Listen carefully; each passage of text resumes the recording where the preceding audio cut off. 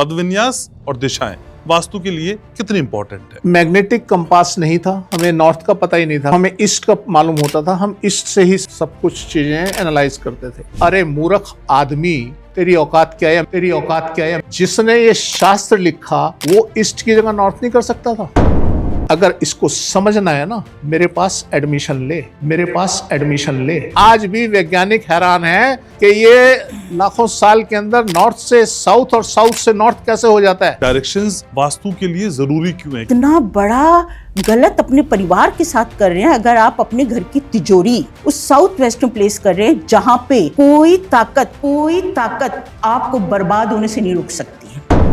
आपका सारा धन खत्म हो जाएगा, जितनी प्रॉपर्टी आपने बनाई है वो बिल्कुल खत्म हो जाएगी। लोन पीछा नहीं छोड़ता है, कर्ज है कि बढ़ता ही जाता है। ऐसी स्थिति किन घरों में आप देख पाती है? वो भी अगर गलत डायरेक्शन में रखती है, आपकी इनकम या तो आएगी नहीं, ब्लॉक हो जाएगी, आप कर्जे में फंस जाएंगे। घर के मुख्य दरवाजे पे गाड़ी का पार्क करना ठीक होता है? अगर आपका एंट्रेंस साउथ है और आपने गाड़ी खड़ी कर दी, एक्सीडेंट बढ़ जाएंगे, गाड़ी में कोई भी हादसा हो सकता है। अल्कोहल आप अपने प्राइवेट पार्ट पे लगा दी। हम घर को सजाएं लेकिन ऐसे कि कुछ गलत ना हो। Suppose you want to go to some foreign country, तो आप अपने नॉर्दर्न जोन में वर्ल्ड मैप लगाइए, आपका बिजनेस खूब चले। फ्लोइंग वाटर की फोटो लगा सकते एक सोफा, एक सेंटर टेबल, एक डाइनिंग टेबल, इनकी प्लेसिंग कैसे करते हैं? घर के अंदर आपके बड़े हैं, आपके इन लॉज हैं साथ में, उनकी सिटिंग हमेशा अपने ड्राइंग रूम के सर्दर्न साइड पे लगाइए। जो बड़ा घर का आपका वो जायदाद बांट रहा है उसको साउथ में बैठाइए। डेट ऑफ बर्थ के हिसाब से हम डायरेक्शंस भी चूज कर सकते हैं वास्तु में। कोई फरिश्ता पैदा नहीं हुआ जो उसका दुख दूर कर दे अगर वास्तु दोष है। अगर उनकी बॉडी इस झटके को झेलने लायक नहीं है तो उनकी डेथ तक हो सकती है। 2026 किसके लिए अच्छा रहने वाला है? जिसका जैसा 25 रहा, थोड़ा बहुत ऊपर नीचे 26 रहेगा। जैसे अगर आपका वास्तु बढ़िया है और आपका समय खराब है तो भी आप निकल जाओ। दर्शन दो घन श्याम नाथ मोहे अखियां प्यासी रे, दर्शन दो घन श्याम।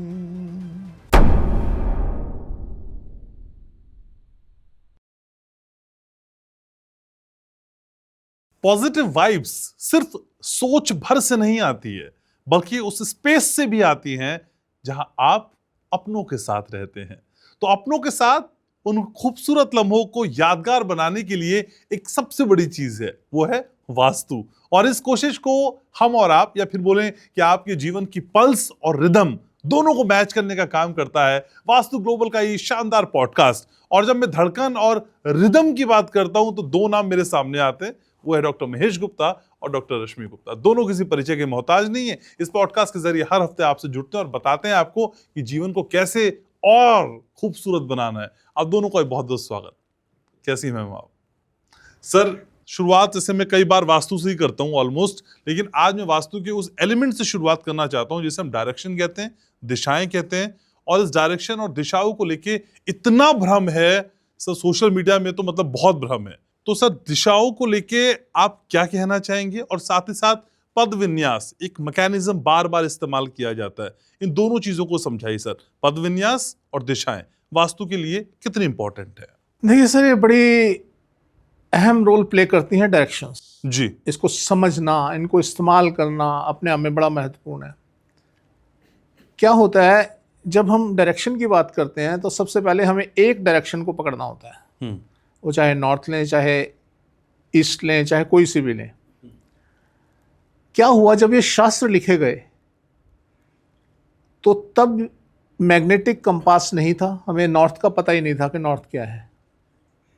तब हमें ईस्ट का मालूम होता था, हम ईस्ट से ही सारा सब कुछ चीज़ें एनालाइज करते थे। अब धीरे धीरे ये लगभग 200 साल पहले के आसपास मैग्नेट कंपास का इन्वेंशन हुई, हम लोगों ने इसको यूज़ करना शुरू किया। 200 BCE। तो बड़ा कंफ्यूजन इस बात का है कि जो डायरेक्शंस हैं, एक डायरेक्शन से दूसरी डायरेक्शन के बीच में कितना अंतर होना चाहिए, और ये मोटा मोटी जो है 90 डिग्री का अंतर होता है। अच्छा। पर जनरली कुछ लोग क्या करते हैं, मैंने शायद पहले भी ये बात बताई, कुछ बॉम्बे के वास्तु कंसल्टेंट हैं और भी कुछ हैं, जो ये बात करते हैं जी, जब आपका रेक्टेंगुलर प्लॉट है या रेक्टेंगुलर हाउस है तो उसमें जो डायरेक्शंस हैं वो हमारी, अगर सेंटर में नॉर्थ आ रहा है तो जो आसपास की डायरेक्शन है वो स्क्वीज हो जाएंगी और वो दोनों कोने से कोना मिला देते हैं। ये गलत है सर। अच्छा। अभी पीछे मैं एक, आपने मेरे को वो भेजी थी, रील भेजी थी, जिसमें वो दिखा रहा था जी, ये देखो ये शास्त्र है, इसमें ये ऐसे इधर ईस्ट लिखा है, इधर वेस्ट लिखा है और इन्होंने इनको कोने से कोना मिला के बना रखी हैं। तो दूसरा शास्त्र दिखाया उसने, उसमें भी सेम था। तो ये कैसे हो सकता है कि लोग कहते हैं जी ये नॉर्थ में ऐसा होना चाहिए, हम इस ईस्ट की जगह नॉर्थ कर देते हैं। तो अरे मूर्ख आदमी, जिसने ये शास्त्र लिखा वो ईस्ट की जगह नॉर्थ नहीं कर सकता था? तेरी औकात क्या है या मेरी औकात क्या है? जिन लोगों ने इतनी बड़ी साइंस को इजाद किया वो ईस्ट की जगह नॉर्थ नहीं लिख सकते थे? उन्होंने ईस्ट क्यों लिखा? अगर इसको समझना है ना, मेरे पास एडमिशन ले, मैं समझाऊंगा उन्होंने नॉर्थ क्यों नहीं लिखा, ईस्ट क्यों लिखा। एक क्लू देता हूं, अगर इस अर्थ को समझना है और इस नॉर्थ और ईस्ट को समझना है तो सिर्फ शेप देख ले पृथ्वी की, लॉन्गिट्यूड और लैटिट्यूड को समझ ले, सारी भाषाएं समझ आ जाएंगी कि नॉर्थ क्यों नहीं लिखा। आज तू लिखने वाला हो गया कि यहां नॉर्थ लिख दो जी। यार कैसे लिख दें नॉर्थ जब वो है ईस्ट? तो नॉर्थ कैसे लिख दें? मेरी औकात क्या है, मैं उठा के ईस्ट की जगह नॉर्थ लिख दूं? क्या औकात है मेरी, कौन हूं मैं? एक प्रणाली को हमने अपने सिस्टम को समझने के लिए एक प्रणाली बनाई कि ये ऐसे ऐसे काम करेगी और इस तरीके से हमने इसको इजाद कर लिया। आज मैं उठा जी, मैंने यहां नॉर्थ लिख दो जी, मैं क्यों लिख दूं भाई? जब है ईस्ट, वो ईस्ट में ऐसा हो सकता है, नॉर्थ में ऐसा नहीं हो सकता। तुम कह रहे जी नॉर्थ लिख दो। अरे इस नॉर्थ को समझने के लिए दुनिया ने अपने घोड़े खोल दिए, तब समझनी। आज भी वैज्ञानिक हैरान है कि ये लाखों साल के अंदर नॉर्थ से साउथ और साउथ से नॉर्थ कैसे हो जाता है। अब आगे मैडम समझाएंगी कि कैसे नॉर्थ से साउथ, साउथ से नॉर्थ कैसे होता है और पद विन्यास का क्या रोल है। मैम पहले तो डायरेक्शंस को भी थोड़ा समझाइए कि डायरेक्शंस वास्तु के लिए जरूरी क्यों है? क्या बिना इसके हम कोई और चीज नहीं समझ सकते? और जो पद विन्यास, आपने भी कई पॉडकास्ट में टर्म यूज किए, एग्जैक्टली इसका मायने क्या है? क्योंकि बहुत कंफ्यूजन इसको लेके भी मैम। मैं थोड़ा सा इलैबोरेट होकर इसको समझाऊंगी और साइंटिफिकली बात करूंगी। देखिए हमारे यहाँ ना 4 युग बताए गए हैं, कलयुग, द्वापर युग, त्रेता युग और सतयुग। रामायण लिखी गई, वाल्मीकि जी की रामायण। इसके अंदर कैरेक्टर कौन थे? रामचंद्र जी, रावण, इन दोनों का युद्ध उन्होंने बताया है। भागवत पुराण और वायु पुराण, इसमें साफ लिखा गया है कि रामचंद्र जी का जन्म त्रेता युग में हुआ था। अच्छा। अब इसी युग में रावण के एक ससुर हुए मैं वास्तुशास्त्र के बहुत बड़े ज्ञाता थे और वास्तुशास्त्र रचने वाले भी मैं ही हैं। उन्होंने वास्तुशास्त्र को समझाने के लिए एक पद विन्यास रचा। पद विन्यास basically it's an architectural layout. Architectural का जो बेसिक हम लेआउट बनाते हैं वो उन्होंने पद विन्यास बनाया, जिसे वो कहते हैं एकाशिति पद विन्यास, जिसमें 81 पद उन्होंने दिखाए, 9/9, 9 into 9, दैट इज 81 पद। अब इन्होंने उन पदों में अपने ही परिवार के सदस्य बिठाए। जैसे 29 नंबर पे उन्होंने कुबेर बिठाए। कुबेर रावण के सौतेले भाई भी थे और लंका के राजा भी कुबेर ही थे, जिससे रावण ने लंका का राज्य छीन लिया था। 39 नंबर पे उन्होंने विवस्वान बिठाए जो कुबेर के पिता हैं। उसके बाद उन्होंने 36 नंबर पे रुद्र बिठाए। इन रुद्रों में एक आते हैं निऋति, जिन्होंने निऋति को उन्होंने साउथ वेस्ट का देवता बताया है। 15 नंबर पे आते हैं भृंगराज। भृंगराज निऋति के पुत्र थे। उसके बाद 24 नंबर पे उन्होंने राजयक्षमा, ये कुबेर की वाइफ थी और यक्ष राज्य की रानी भी थी। अब इसी तरीके से इन्होंने जो 45 देवता बिठाए वो सब इन्हीं के परिवार के सदस्य हैं। अब इन्होंने ये सारी डायरेक्शन फिक्स कर दी। नॉर्थ में उन्होंने कुबेर बिठाए हैं, साउथ वेस्ट में उन्होंने निऋत्ति बिठाए हैं। जितने उन्होंने 45 देवता बिठाए हैं वो सारे फिक्स्ड हैं। उनको उन्होंने 2, 4, 6 इस तरीके के पद भी दिए। अभी एग्जैक्टली अपनी अपनी डायरेक्शन भी उन्होंने ये फिक्स कर दिए। अब अगर हम बात करें 500 AD की, दैट इज CE 500 CE, इस काल में हमारे एक बहुत बड़े विद्वान हुए हैं, स्कॉलर हुए हैं, मैथमेटिशियन वराहमिहिर। वराहमिहिर जी ने संवत्सर रचे। एक वर्ष एक संवत्सर होता है और 60 संवत्सर का एक साइकिल होता है, रिपीट होते हैं। उन्होंने एक और बहुत बड़ी साइंस हमें बताई, प्रोसेशन ऑफ इक्विनॉक्स, जिसे आज हम प्रोसेशन ऑफ एक्सिस भी कहते हैं। हमारा जो पृथ्वी का एक्सिस है, देखिए हमारा पृथ्वी रोटेट भी करता है, रेवोल्यूशन भी करता है, एक वॉबल करता है, वो एक्सिस पे भी वो हल्का हल्का स्पिन कर रहा है।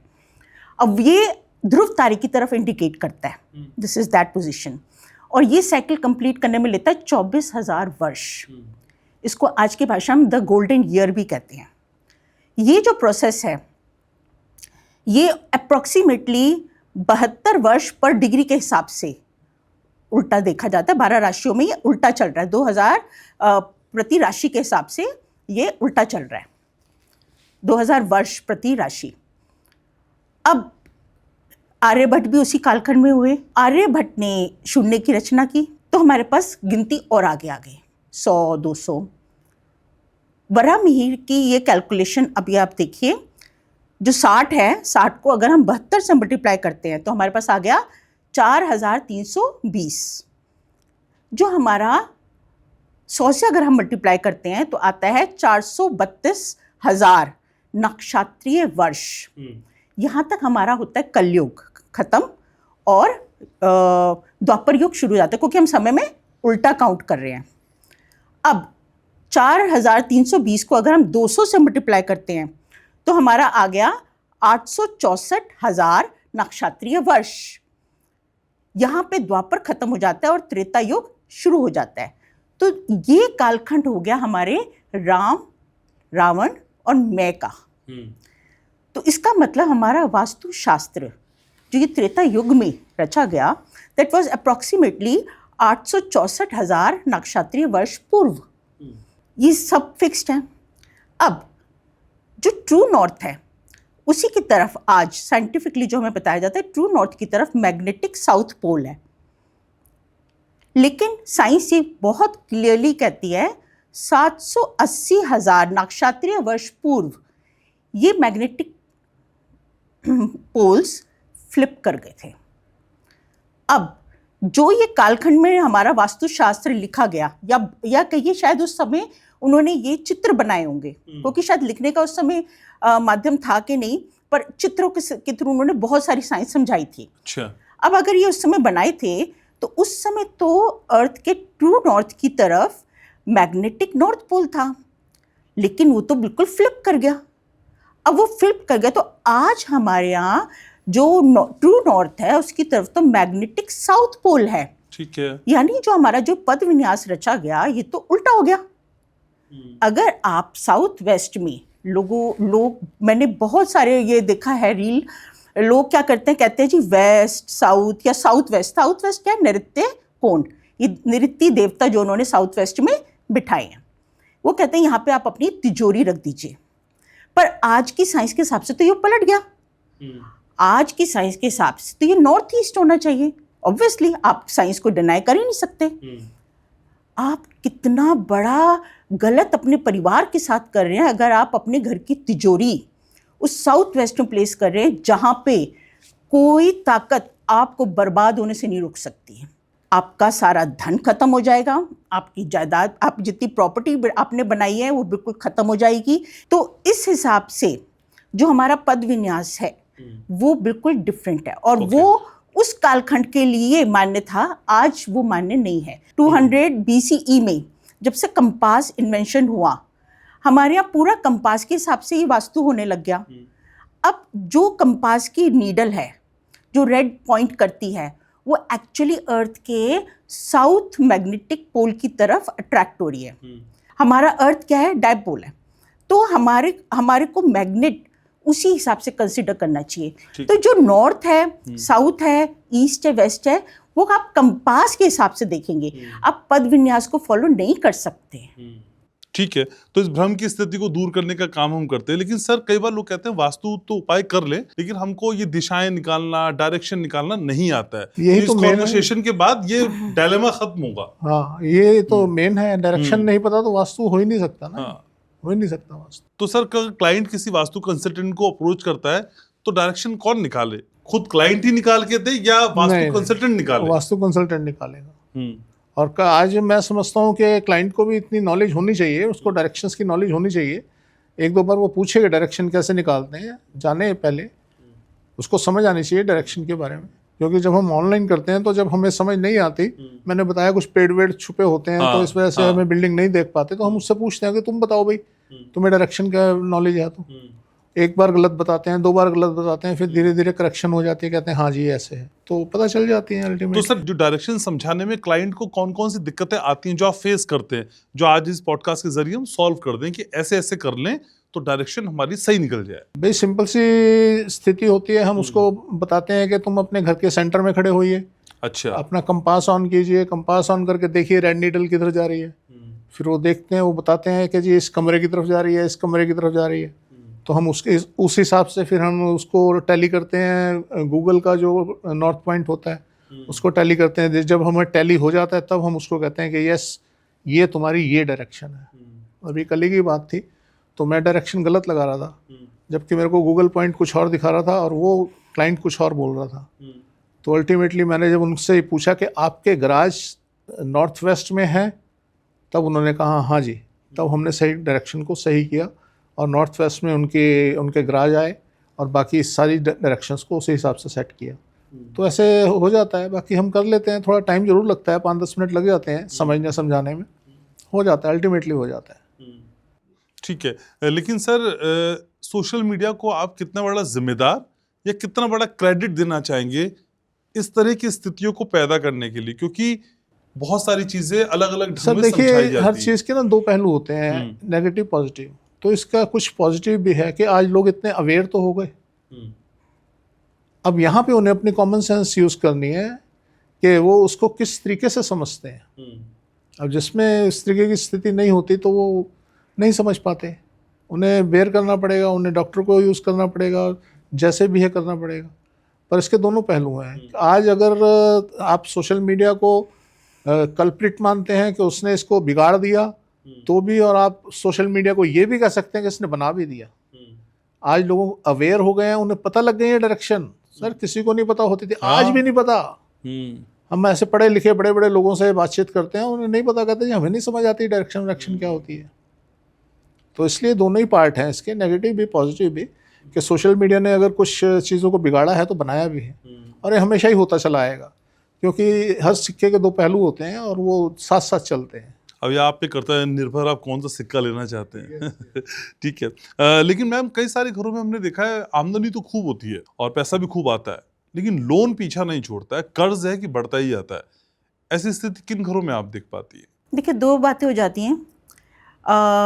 आपके फैमिली के अंदर कितने मेंबर्स रह रहे हैं और उनका समय, एक वो भी काल आपका बहुत काउंट करता है कि किसका समय कैसा चल रहा है। अच्छा। दूसरा, क्या आपने अपनी तिजोरी या ये कहिए सेफ, या ये कहिए आपने अपना जो आप अपने बैंक के डॉक्यूमेंट्स को, कि आजकल कैश तो कोई नहीं रखता घर में, पर समहाउ आप अपने बैंक के डॉक्यूमेंट्स या प्रॉपर्टी के कागज़, इन सब के लिए एक जगह निर्धारित कर देते हैं। क्या आपने वो कहीं अपने घर के सर्दन जोन में तो नहीं रखी हुई? तो यू मस्ट चेक दैट।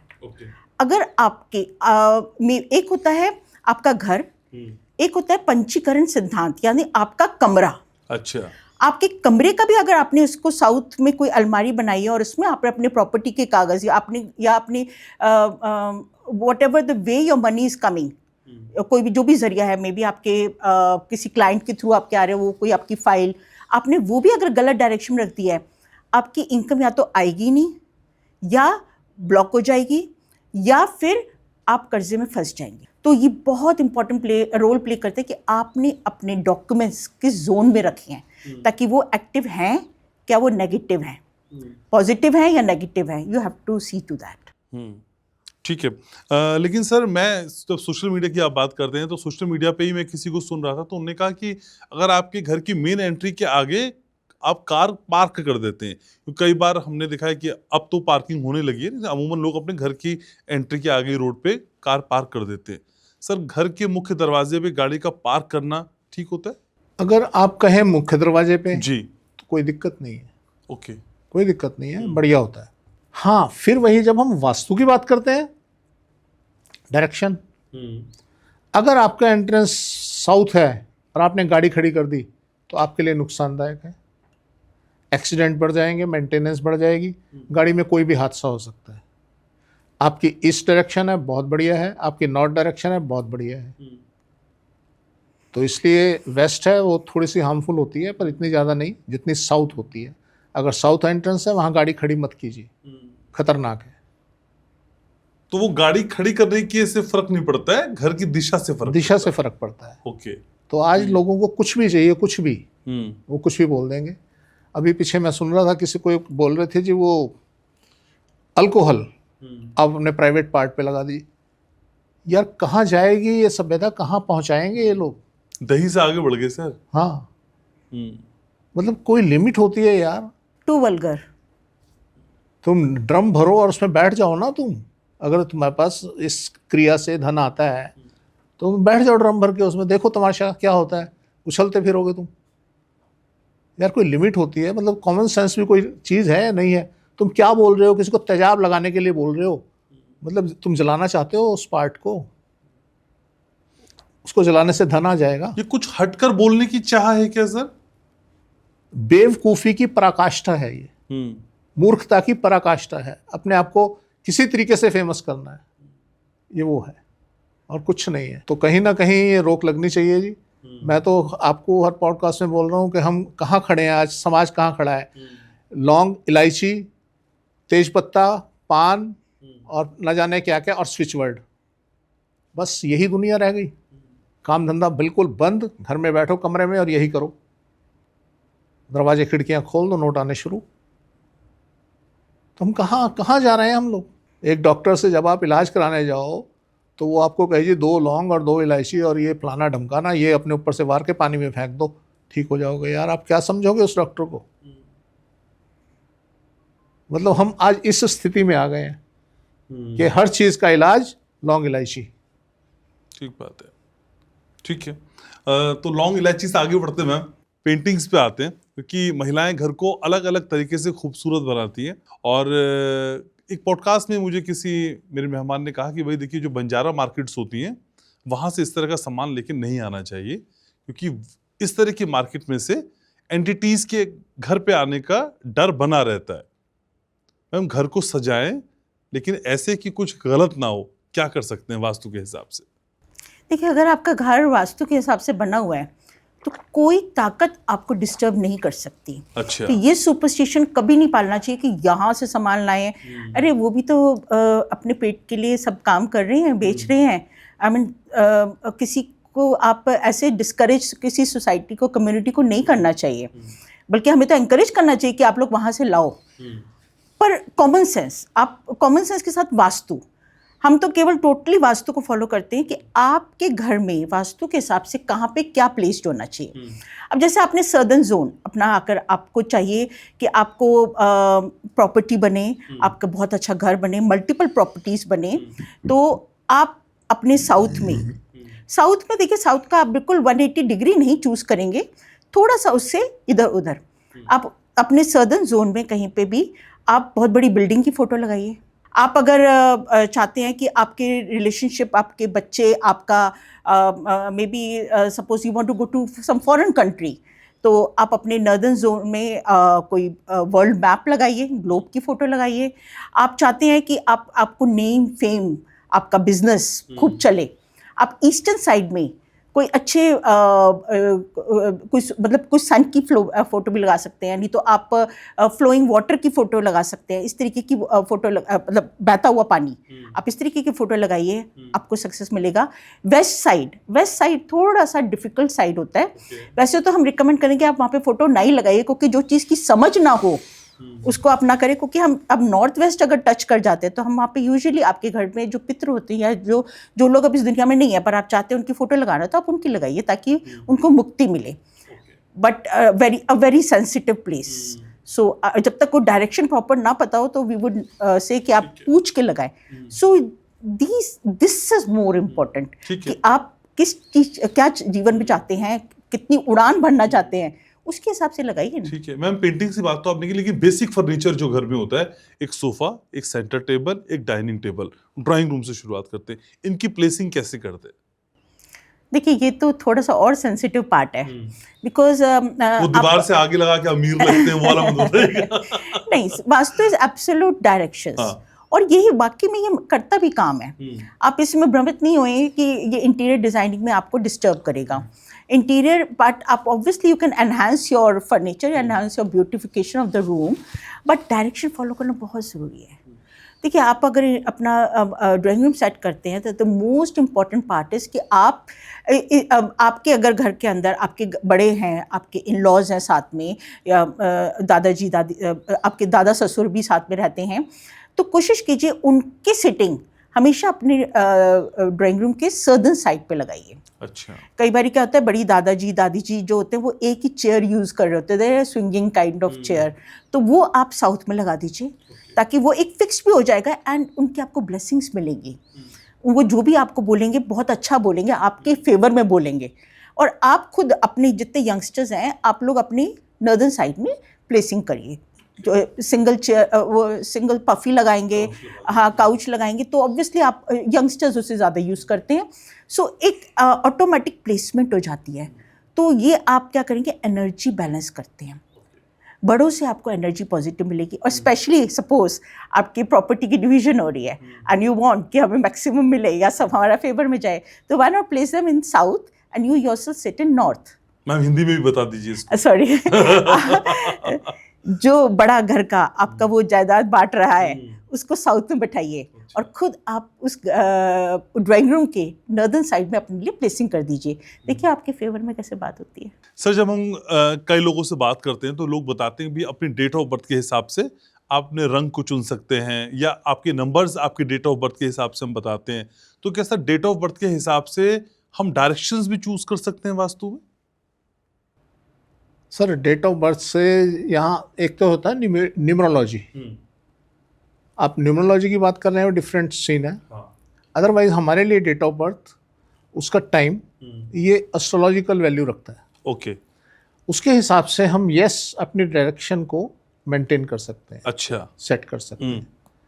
पर उससे ज़्यादा ये हमें जो सिस्टम अडॉप्ट करना पड़ता है, ये कांकड़ी विचार है। डेट ऑफ बर्थ से हम उसकी राशि निकालेंगे, उसकी राशि के हिसाब से उसके शहर की राशि निकालेंगे, उसके शहर की राशि और उसकी राशि की कंपैटिबिलिटी चेक करेंगे। ये वहाँ यूज़ होती है हमारे एस्ट्रोलॉजी में या वास्तु में। तो इस तरीके से हम यूज़ कर सकते हैं। अदरवाइज हमारे लिए डेट ऑफ बर्थ की कोई खास वैल्यू नहीं है। ठीक है। लेकिन सर बहुत सारे लोग ये भी कहते हैं, देखिए कुछ दिन तक का दुख है, उसके बाद आपके जीवन में सुख आएगा। सर ये जो सुख आएगा कुछ दिन बाद, वो कैसे आ जाएगा? उनकी थ्योरी होगी जी। अगर वास्तु दोष रहेगा तो फिर वो सुख कैसे आ पाएगा? कोई फरिश्ता पैदा नहीं हुआ जो उसका दुख दूर कर दे। अगर वास्तु दोष है कोई पैदा नहीं हुआ इस दुनिया में जो बिना वास्तु सुधार के उसके दुख दूर कर दे। एक एग्जाम्पल यहाँ पे देना चाहूँगी कि अभी पीछे 2023 और 24 में मेष राशि का बहुत अच्छा टाइम था, ये कह सकते हैं गोल्डन टाइम था। अच्छा। और जितने मेष राशि के लोग होंगे वो ऑब्जर्व भी कर सकते हैं कि उन्होंने बहुत हाइप किया, बहुत अच्छा कमाया और बहुत प्रॉपर्टी, गाड़ी सब खरीद पाए होंगे अच्छे से। अब 2025 लगते ही उनको डिफ़िकल्ट टाइम फेस करना पड़ रहा है। धीरे धीरे अब ये और पीक पे आता जाएगा।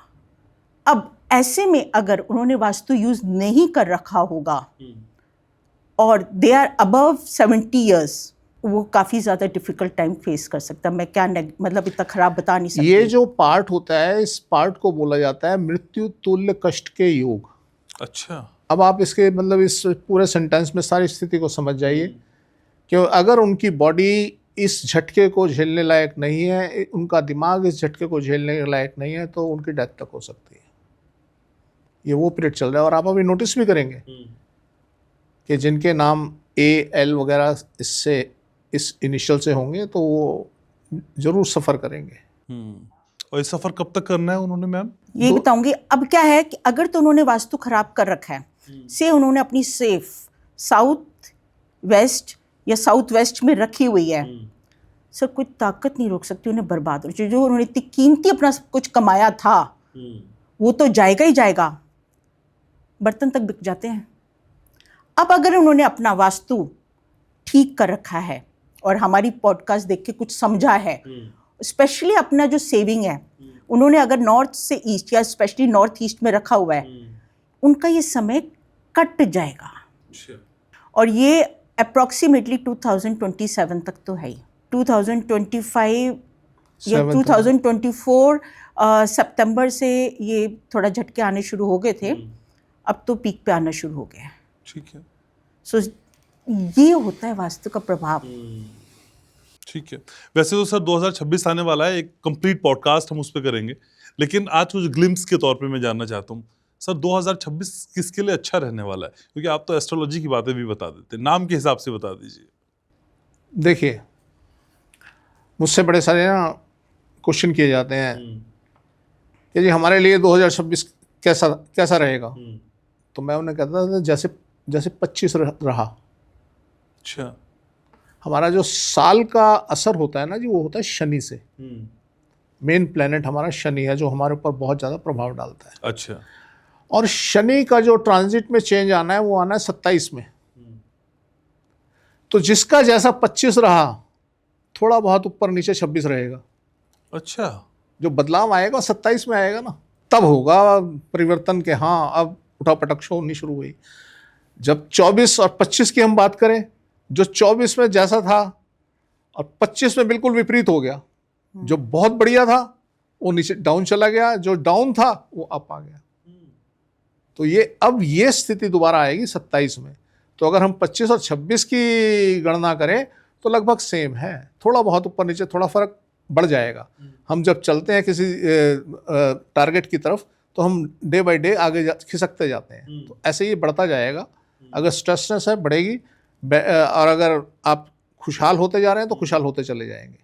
तो हमारा तो बढ़िया रहने वाला है। यस आप तो सर आपका चलेगा 2029 तक। अच्छा, फिर उसके बाद डाउनफॉल है?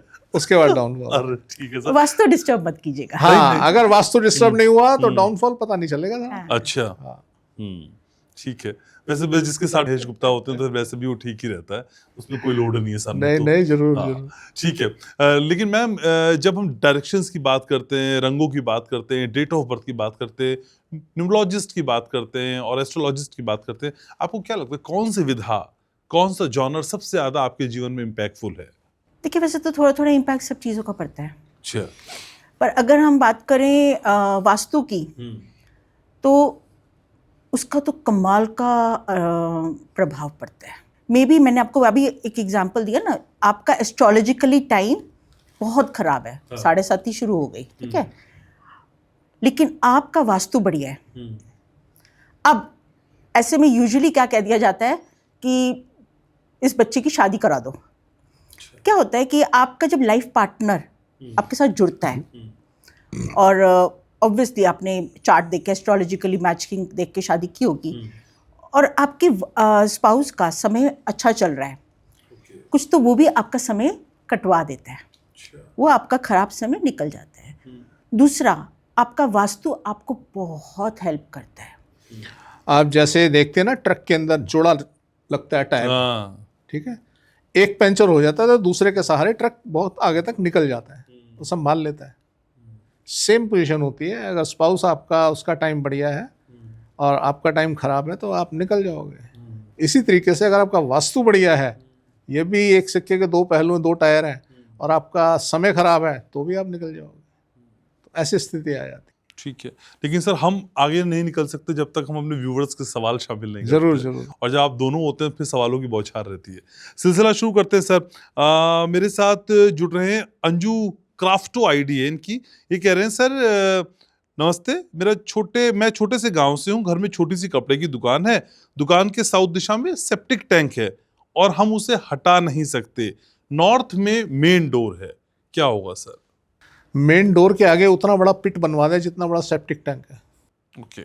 और सर वो स्पेस अगर ना हो, रोड हो, सड़क हो, फिर अंदर बनवा ले, दुकान के अंदर बना ले, बिल्कुल एंट्रेंस डोर से लगता हुआ। तो अगर ऐसा कर लेंगे तो मैं समझता हूँ उसको क्रॉस कर देगा और इन्हें 60 से 70% का फायदा हो जाएगा। और अगर नहीं कर रहे होंगे तो क्या हो रहा होगा इनको? तबाही, इनकी दुकान भी धीरे धीरे मैश हो जाएगी और बड़ी सारी व्याधियां आ जाएंगी। ये तो शुक्र कीजिए कि दुकान है, अगर इनका कहीं घर होता, हाउस होता, तो अभी तक बीमारियों का राज हो चुका होता इनके जीवन में। ओके। सबसे हॉरिबल होता है बच्चे नहीं सर्वाइव कर पाते, बच्चों की ग्रोथ ही नहीं हो पाती। ठीक है। मैम संजीत कुमार है, उनका सवाल है कि मेरे साउथ वेस्ट में एक बड़ी सी विंडो है जिसमें ग्लास लगा हुआ है जो नॉन ट्रांसपेरेंट है। क्या ये सही है? ग्लास का नॉन ट्रांसपेरेंट होना क्या किसी दिक्कत की वजह बन सकता है? नॉन ट्रांसपेरेंट मतलब ओपेक है। हाँ, मतलब आर पार नहीं हाँ, दिखता है। तो इट्स क्वाइट ऑब्वियस कि ओपेक है। ओके। तो बेसिकली कहते हैं glass is the kind of material जिसमें से ना एनर्जी ट्रांसफर हो जाती है। अच्छा, हो जाती है। हाँ, any kind of glass. Any kind of glass. Okay. तो ठीक है, ओपेक है, थोड़ा सा उसमें आपको प्रोटेक्शन मिल सकती है, बट समहाउ वो क्योंकि क्या होता है हमारी जब एनर्जी आती है तो वो साउथ से बेसिकली अर्थ पे जो एनर्जी का जो मूवमेंट है वो नॉर्थ से आके साउथ से निकल जाना है। अच्छा। जो हमारी मैग्नेटिक फील्ड बनती है वो ऐसी बनती है, पर हमारे को घर के अंदर एनर्जी वहाँ रोकनी है। इसीलिए वहाँ कहा जाता है उस जोन को डेंस होना जरूरी है, घनत्व। Okay. E is equal to mc square, that's it, mass is what, density. Now आपने वहाँ पे अगर आप पॉसिबल हो सके तो कृपा करके आप वहाँ पे वॉल क्रिएट कर देंगे। ज़्यादा ऊंची भी नहीं कीजिए, आप एटलीस्ट 2.5 फुट की वॉल क्रिएट कर दीजिए, बिकॉज एनर्जी जो चलती है वो फ्लोर टू फ्लोर चलती है।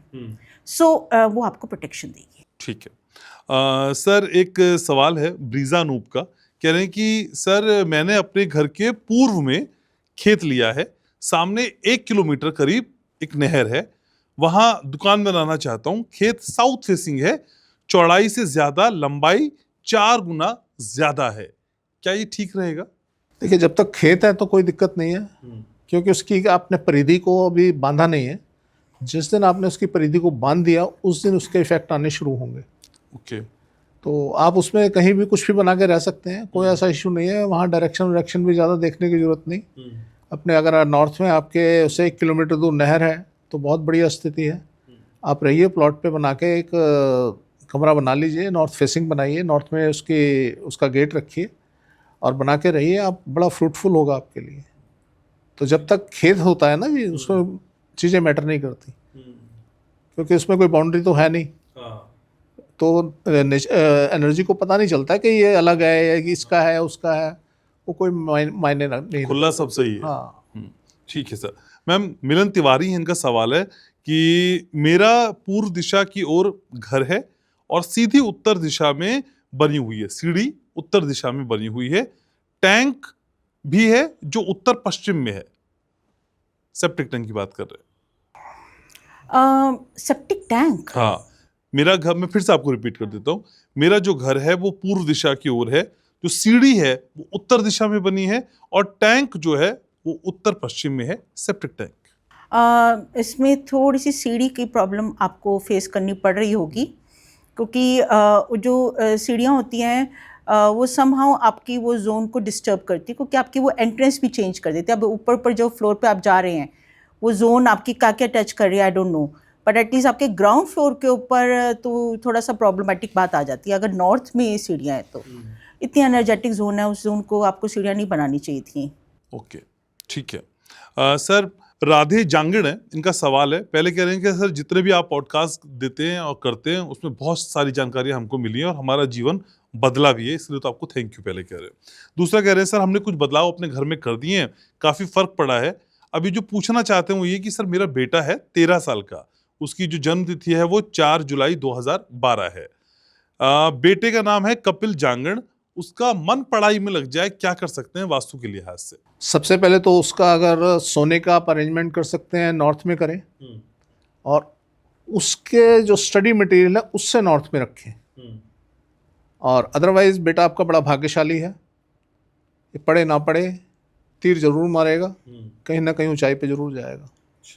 हाँ, तो इसलिए ये आप इतना ही करें और आप उससे साउथ में सोएं तो वो चल निकलेगा, जरूर पढ़ेगा।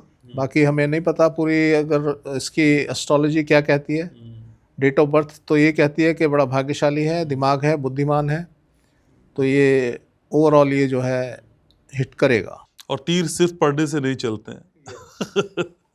ठीक है सर, कई सारे हम सवाल ले रहे हैं, लेकिन उसी में कई व्यूवर्स ने हमें पर्सनल भी मैसेज किए, मेल पे भी किए। उन्होंने कहा सर हम आपसे मिलना चाहते हैं और आपकी कंसल्टेंसी चाहते हैं, लेकिन जो फीस दी जाती है उसको लेके कई बार हमारे मन में कई शक शुबा आते हैं कि हम फीस जिसको दे रहे हैं वो सही जगह ही जा रही हो।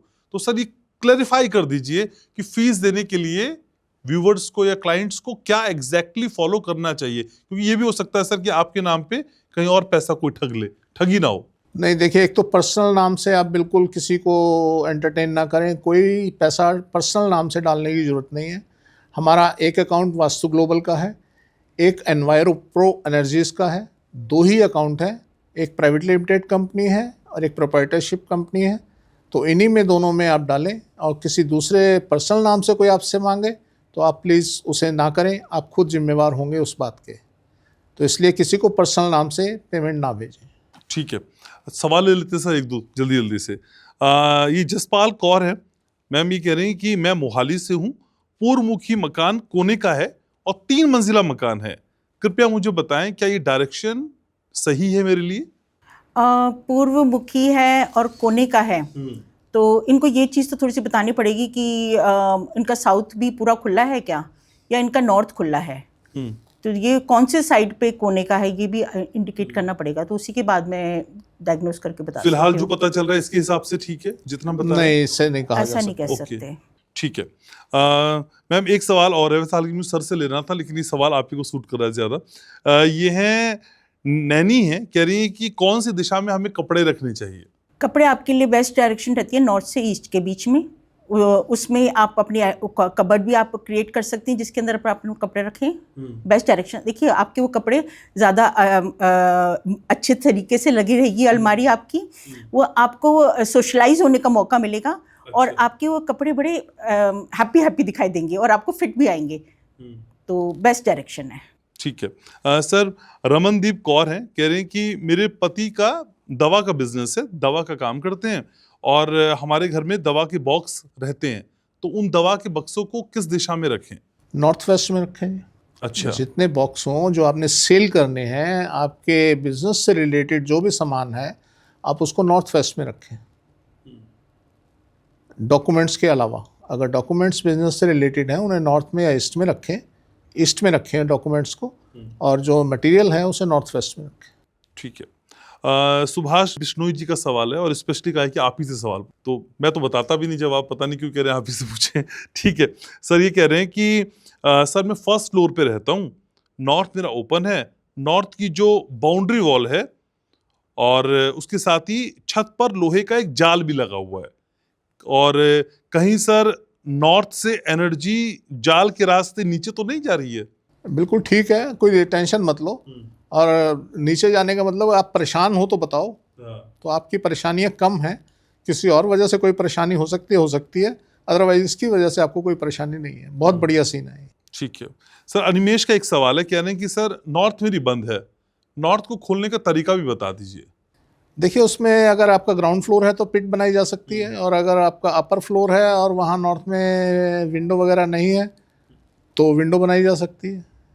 यही तरीके होते हैं। अच्छा, ठीक है मैम, ये है एक सवाल, ये है रजनी परगाई, ये कह रही है कि हमारा एक घर साउथ फेसिंग है, यहाँ एक 10वीं में पढ़ने वाली बच्ची ने आत्महत्या कर ली, उस घर को दोबारा से हमको डेवलप करना चाहिए या उसको बेच देना चाहिए? देखिए, खाली साउथ फेसिंग होने से खाली ये वाली बात नहीं हो सकती। उस घर के अंदर हो सकता है आपकी वो बच्ची किसी नॉर्थ वेस्ट वाले बेडरूम में सोती हो, तो उसका प्रभाव काफ़ी उन बच्चों के ऊपर आता है। और अगर वो नॉर्थ भी उस घर का बंद हो तो उसका प्रभाव होता है। और आपको थोड़ा सा और डिटेल में बताना पड़ेगा। पर मैम वो ये नहीं पूछ रही कि सुसाइड की वजह क्या है, वो कह रहे अब हमें क्या करना चाहिए, इस घर को बेच देना चाहिए या इसी को हमें वो हम दोबारा नहीं, से? वही कह रही हूँ ना, अच्छा। हम एकदम से आपको बिना पूरी फुल इन्फॉर्मेशन के आपको ऐसी बात नहीं बता सकते। ठीक है सर, आप कुछ ऐड ऑन करना चाहेंगे इसमें? नहीं, उससे कुछ नहीं होता। अगर बच्ची ने सुसाइड कर लिया तो कुछ नहीं होता। तो हो सकता है किसी कोई और वजह रही हो, तो ऐसा नहीं कि हम सिर्फ उस वजह से उस घर को छोड़ दें, उसे ठीक किया जा सकता है। तो वास्तु सर कुछ जो वजह दिखाई दे रही है, कई बार हम उन्हीं पे डिपेंड ना रहें, हाँ, वजह कुछ और भी हो सकती हैं। किसी एक कारण को लेके हम किसी परिणाम को परिभाषित नहीं कर सकते कि जी इसकी वजह से ये हुआ। उसके बड़े सारे कारण हो सकते हैं। अब हो सकता है उस बच्ची के एस्ट्रोलॉजिकली ऐसी ही प्रॉब्लम हो जो हुई और वहाँ आके डेवलप हो गई। आप शायद साउथ फेसिंग बता रहे हैं मकान में, हाँ, तो ये पॉसिबल है। तो इसलिए ऐसा कुछ नहीं। बाकी अगर साउथ फेसिंग और नॉर्थ बंद है तो आप छोड़ दें। मैम पवन कुमार का एक सवाल है, कह रहे हैं कि ईस्ट फेस मकान में नॉर्थ वेस्ट में सॉफ्ट है, क्या ये सही है? वैसे तो शाफ्ट होने का मतलब है वहाँ पे टॉयलेट भी क्रिएटेड होगा, और नॉर्थ वेस्ट में टॉयलेट बहुत अच्छा होता है, तो I think it's a good thing. तो बहुत सारी बातें करते हैं, लेकिन लास्ट सेगमेंट का मुझे वेट रहता है। सर जरा मुस्कुरा दीजिए और मुस्कुरा के गा दीजिए। क्या गाएंगे सर आज? अच्छा मैम के लगा दीजिए आज। द्वार दया का जब तू खोले, पंचम सुर में गूंगा बोले। द्वार दया का जब तू खोले, पंचम सुर में गूंगा बोले। अंधा देखे लंगड़ा चलकर, पहुँचे काशी रे। दर्शन दो घन श्याम नाथ, मोहे अखियाँ प्यासी रे। दर्शन दो घन श्याम। मंदिर मंदिर मूरत तेरी, मंदिर मंदिर मूरत तेरी, फिर भी ना दिखे सूरत तेरी। मंदिर मंदिर मूरत तेरी, फिर भी ना दिखे सूरत तेरी। मन मंदिर की ज्योत जगा दो, मन मंदिर की ज्योत जगा दो। घट घट वासी रे।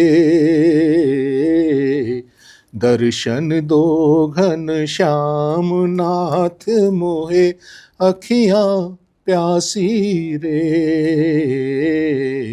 दर्शन दो घन श्याम।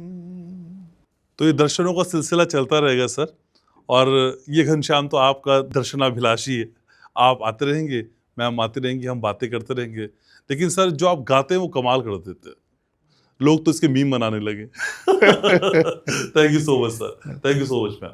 तो आज के इस पॉडकास्ट को यहीं समेटना है, और उम्मीद कर रहे हैं कि आपकी जीवन की सारी दिक्कतें दूर हो जाएं, और इन दिक्कतों के साथ ही आप लड़ना भी सीख जाएं, क्योंकि आप असली फाइटर हैं, हम जानते हैं। लाइक करना है, शेयर करना है, सब्सक्राइब करना है, आपको पता ही है। और याद रखना है, मैं आपसे बहुत प्यार करता हूँ। शुक्रवार शाम 6 बजे हमारी और आपकी मुलाकात वास्तु ग्लोबल पर ही होती है।